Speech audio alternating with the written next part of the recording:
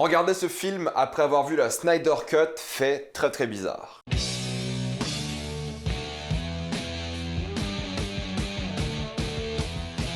Wonder Woman 1984. Comme d'habitude, jusqu'à la minute indiquée dans le titre de la vidéo, il n'y aura pas de spoilers, parce que vous êtes tranquille, après on va tout spoiler. Wonder Woman 1984 est l'histoire de Diana après la première guerre mondiale qu'elle a vécue durant le premier film, qui est en train de reconstruire sa vie, sauf qu'elle est pleine de chagrin. En effet, son amour lui manque énormément, et dans ce film-là, il va revenir, et on va essayer de comprendre pourquoi et comment, tout en combattant de nouveaux méchants qui viennent créer des situations compliquées pour le monde entier. Wonder Woman sort officiellement demain en France, il sera disponible en achat Blu-ray et digital, il me semble, vous pouvez déjà l'acheter ou le précommander. Il est sorti aux États-Unis fin décembre et je me suis dit, vous savez quoi, j'ai pas forcément très hâte de voir ce film, du coup je vais attendre la sortie française au cinéma. Il n'y aura pas de sortie française au cinéma, donc on est là aujourd'hui pour en parler. Moi le premier film, j'avais vraiment bien apprécié, c'était un bon moment au cinéma et même si la fin était un peu nulle, en soi le film était attachant, t'aimais les personnages, t'aimais même certaines scènes d'action. La scène d'action dans les tranchées d'après moi est tout de même assez mémorable et au fait ce film là je l'ai vraiment mal senti depuis le début. Déjà le coup de retourner dans les années 80, la décennie de la nostalgie, ça m'intéressait pas énormément, mais c'était la même réalisatrice, du coup je me suis dit allez pourquoi pas. Et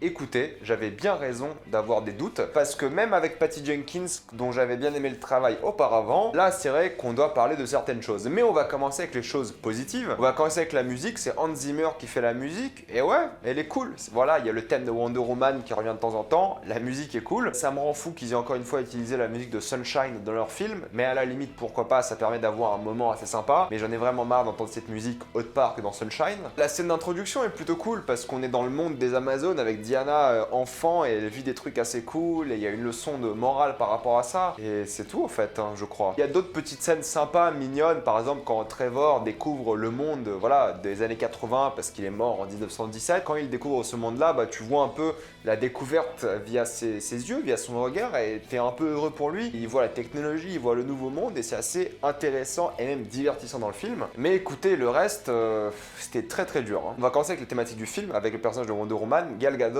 Pour le coup, elle, bon, c'est une actrice. C'est tout ce que je peux vous dire parce que je trouve qu'elle joue vraiment pas bien du tout. Alors, elle est ok dans certaines scènes, mais globalement, je l'ai jamais bien vu jouer de ma vie. Dans le premier film, ça allait parce que je comprenais un peu mieux le personnage dans le sens où bah, elle était une déesse amazone qui arrivait sur Terre et tu vivais un peu la découverte de la Terre comme dans ce film-là avec Trevor, mais avec Wonder Woman à l'époque. Donc il y a un parallèle entre les deux films par rapport à ça. Tu vivais un peu elle qui découvre la société et c'était assez mignon à regarder, c'était drôle et elle avait un peu plus de jeu d'acteur. Là, elle a rien du tout. Là, elle est censée être triste, elle est censée se sentir seule, elle est censée se connaître vraiment le chagrin. Ce sont les thématiques qu'ils ont essayé de développer, mais c'est superficiel parce que même quand elle est censée être triste, bah tu le remarques pas, t'as pas l'impression parce que le jeu d'acteur est pas là. Il y a quelques plans sur des photos pour te dire ah au fait elle se sent seule, elle a jamais aimé un autre homme depuis. Meuf, ça fait 70 ans tout de même. Dans le premier on l'humanisait énormément et dans le deuxième c'est l'inverse. On l'humanise beaucoup moins parce qu'elle est toujours coincée sur des trucs qui ont eu lieu il y a 70 ans. Je comprends que ça peut être dur un chagrin d'amour, mais 70 ans tout de même. Elle a techniquement vécu la Seconde Guerre mondiale, enfin j'imagine, on sait pas parce qu'ils en parlent jamais. C'est marrant d'avoir parlé de la Première Guerre mondiale mais jamais de la deuxième, parce que s'il y avait un moment où il fallait intervenir, c'était surtout la Seconde Guerre mondiale, enfin la première aussi, hein. Mais il n'y a jamais aucun élément qui parle de ça alors que tu dis que forcément elle aurait dû y participer. Enfin bref, là n'est pas le sujet, elle n'est pas atteinte de chagrin comme on aurait aimé le voir. C'est ça qui est dommage, c'est qu'on la voit jamais pleurer, on la voit jamais impactée du point de vue de l'acting de son chagrin. Il y a quelques scènes à la fin où il y a un peu plus de jeu d'acteur, mais ça dure 2 secondes. Et du coup t'y crois pas, vraiment t'y crois pas à ce personnage qui est une déesse vivante et qui a du mal à ne plus penser à son amoureux quoi, il y a 70 ans. T'as du mal à t'identifier à ses problèmes et voilà, tu le ressens pas, t'as du mal à t'attacher à elle et déjà c'est un gros problème quand tu t'attaches pas au personnage principal. Et le pire c'est qu'il commence à parler de l'innocence, de l'enfance, mais jamais cette thématique ne revient et commence à parler de la thématique de l'identité secrète. Mais encore une fois, jamais cette thématique ne revient. Peut-être faire des flashbacks à l'enfance plus souvent aurait pu être plus intéressant que ne pas développer le chagrin. Et tu dis que peut-être parler de la thématique de l'identité secrète aurait pu être plus intéressant. Mais non, ça c'est des thématiques qui sont rapidement évoquées et ensuite c'est fini. Il y a une thématique de l'harcèlement dans ce film, toutes les femmes se font harceler. Enfin, il y a une femme qui se fait harceler, mais tout le temps. Quoi qu'elle fasse, tout le temps elle se fait harceler. Quasiment tous les hommes dans ce film l'harcèlent, donc la pauvre, j'ai envie de dire. C'est pas du tout subtil, à chaque fois qu'elle sort, il y a un mec qui l'harcèle. Voilà. Et il y a toute une thématique sur le fait qu'elle se venge des hommes qui la harcèlent et c'est ça qui la rend méchante au final. Et ensuite il y a la thématique un peu du capitalisme, on veut toujours plus. Et il y a un moment, il y a le personnage méchant, on lui dit pourquoi tu veux plus, bah, il dit parce que plus c'est mieux.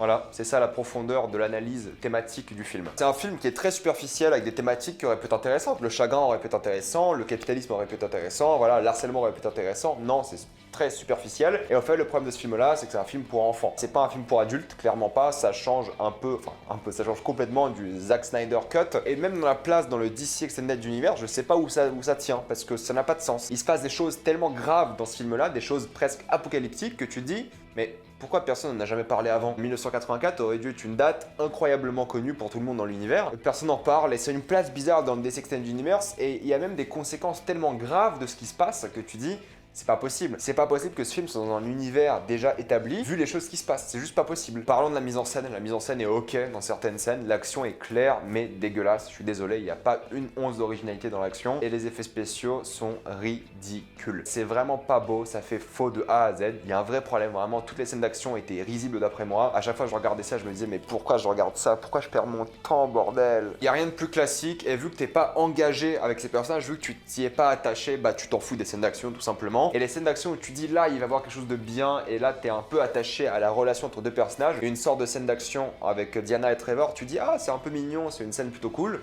Mais il se passe rien quoi. C'est la seule idée de mise en scène que j'ai vue, c'est qu'ils sont tous les deux dans un avion, et il y a des feux d'artifice en dessous des nuages et on dirait des bombes, ça fait un peu flashback Première Guerre mondiale. Mais c'est tout. C'est la seule petite idée de mise en scène qui était sympathique. Au niveau des visuels, non pas des effets spéciaux, mais de la photographie, écoutez, c'est trop éclairé je trouve qu'il n'y a pas de profondeur des ombres, il y a vraiment aucune scène où je me suis dit ça c'est beau. Même à la fin où il y a une sorte de retour épique, ça passe pas quoi. Visuellement ça passe pas et vu que c'est déjà 2h30 de film, quand il arrive, tu t'en fous quoi, t'as juste envie que le film se finisse. Des facilités scénaristiques, il y en a plein. J'ai rien à dire, il y en a plein partout. Il y a une scène tout au début où t'as Diana enfant qui est en train de faire une sorte, on va dire, de Jeux Olympiques des Amazones. Et à un moment, elle perd son cheval et son cheval s'en va. Et le seul moyen qu'ils ont trouvé scénaristiquement pour retrouver son cheval, c'est de mettre entre Diana et son cheval un toboggan. Je vous jure, c'est pas une blague. Les dialogues sont assez ridicules, je dois vous l'admettre, voilà, c'est de l'exposition. Chaque personnage dit ce qu'il ressent, il dit le scénario à haute voix, aucune subtilité, rien du tout. C'est des dialogues vraiment clichés, ringards, rien d'intéressant du point de vue des dialogues. Il n'y a aucun dialogue qui m'a plu. Peut-être encore une fois, à la fin, tu as une scène entre Trevor et Diana qui est un peu plus touchante que les autres. Mais sinon, le reste du film, bah, les dialogues sont assez gênants. Tu as l'impression vraiment que c'est des adolescents qui ont écrit le film. Et pour parler des clichés, oh là là. Alors là, il y en a plein et c'est pas possible. Le personnage de Kristen Wiig, Barbara, c'est là que sont présents tous les clichés. Donc déjà, celle qui se fait harceler tout le film. Au fait, ce qui se passe, c'est que c'est un peu la petite intello que personne écoute, tout le monde l'ignore, tout le monde oublie qu'elle existe et elle veut se venger du monde. Non pas parce que tout le monde l'ignore, mais c'est qu'en fait, à partir d'un moment, elle se rend compte qu'elle peut être plus forte parce qu'elle va commencer à avoir des pouvoirs pour une raison que je vous explique pas. Elle va commencer à avoir des pouvoirs et au fait, tous les hommes qui l'harcelaient à l'époque, elle les défonce. Il y a un moment, vu qu'elle est avec ses lunettes, elle est en mode « Ah, je suis un peu timide, je suis un télo », elle met une robe, elle enlève ses lunettes, et elle est bonne. C'est toujours pareil ce cliché, j'en ai marre. Oh, il y a une fille qui a l'air pas belle avec des lunettes, enlève ses lunettes et met-lui une robe, et voilà, elle est canon dans un film. C'est toujours pareil. Avant, tout le monde l'ignorait, et maintenant qu'elle est fraîche, tout le monde veut l'harceler. Et tout le monde l'harcèle. Il y a une scène, elle arrive avec sa robe et tous les mecs la regardent et ils sont en mode waouh, t'es trop belle et tout. C'est plus légal de faire ça dans un film, je crois. Tous les personnages sont débiles, même Pedro Pascal, que j'aime. Voilà, c'est un trésor international cet homme. Il surjoue de ouf, mais c'est un peu le rôle qu'on lui a donné, mais le pauvre, il surjoue et.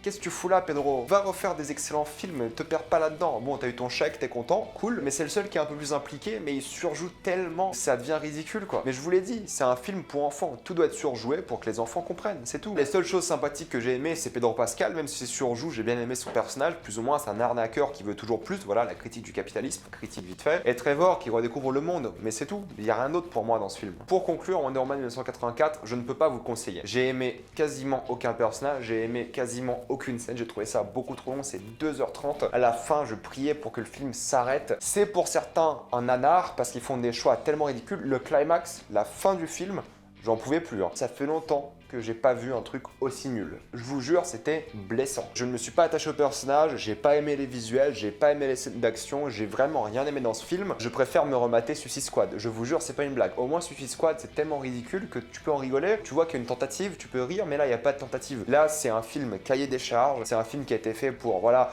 profiter du succès du premier film et je sais pas ce qu'ils ont foutu quoi. J'ai vraiment quasiment rien aimé et je ne peux évidemment pas vous conseiller Wonder Woman 1984, sauf si vous êtes avec des potes. Vous vous dites les gars, on va mater un film nul à chier et vous matez ce film. Vraiment, c'était un désastre. Plus j'y pense, plus j'ai envie de mal parler de ce film. Et quand je pense qu'il y a la partie spoiler qui arrive, ça me blesse. Mais voilà, mon avis sur ce film, ne le regardez pas, ne foncez pas le voir. C'est un véritable échec. C'est un désastre de A à Z. Et s'il vous plaît, ne vous infligez pas ça. Avant de spoiler, pensez à vous abonner à la chaîne pour plus de vidéos. Je me suis infligé ce film pour vous tout de même. Mettez un j'aime et partagez cette vidéo, ça aide beaucoup la chaîne. Si vous voulez soutenir la chaîne, faites-le grâce à YouTube avec le bouton rejoindre ou sur Utip en faisant un petit don. Suivez-moi sur Instagram et sur Twitter pour plus de critiques et on spoil.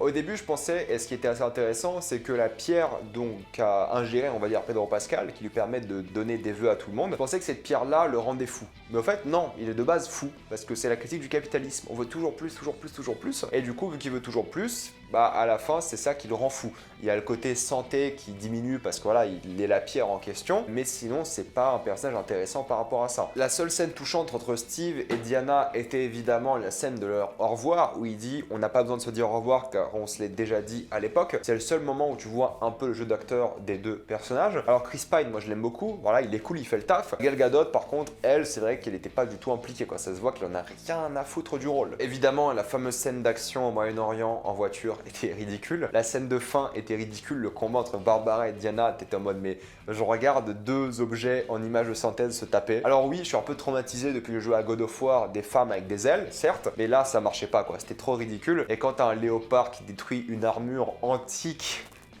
des Amazones, tu dis mais ouais, c'est quoi cette armure en carton quoi. Alors oui, vous allez dire elle a eu le pouvoir entier du monde et la rage du monde entier. Non mais stop quoi. D'un coup t'avais une armée, là t'as un léopard et des griffes qui détruit une armure quoi. Pour être honnête, moi il y a une scène qui m'a touché, c'est la scène où l'enfant de Lord lui dit je te souhaite de grandes choses. Parce qu'en fait il vient de gâcher son vœu pour son père et c'est la seule scène un peu touchante. Et lorsqu'il demande à son père de revenir, bah il a déjà gâché son vœu donc il peut pas. Mais en vrai tu ressens pas l'amour entre les deux personnages. D'un côté t'as Lord qui part mal à son fils tout le temps et à la fin c'est ce qui le fait perdre au final.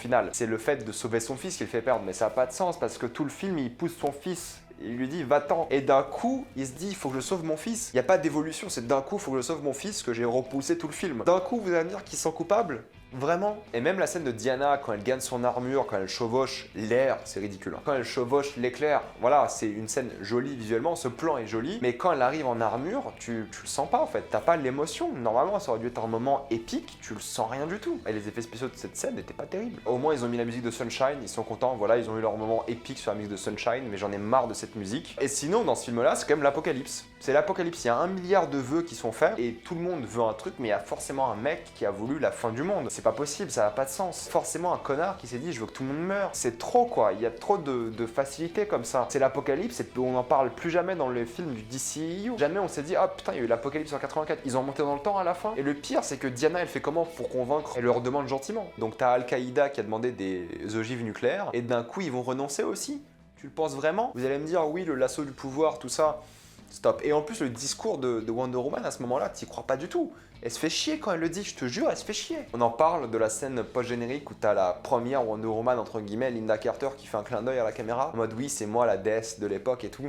Non, on n'en parle pas, hein, c'est nul, on est d'accord. C'était un calvaire, je suis désolé de cette critique de la déprime, mais vraiment ça m'a trop saoulé quoi. J'ai jamais vu un truc aussi nul, enfin si j'ai vu des trucs plus nuls que ça, mais ça m'a déprimé. Même faire cette critique, ça m'a déprimé, enfin bref, ne regardez pas ce film.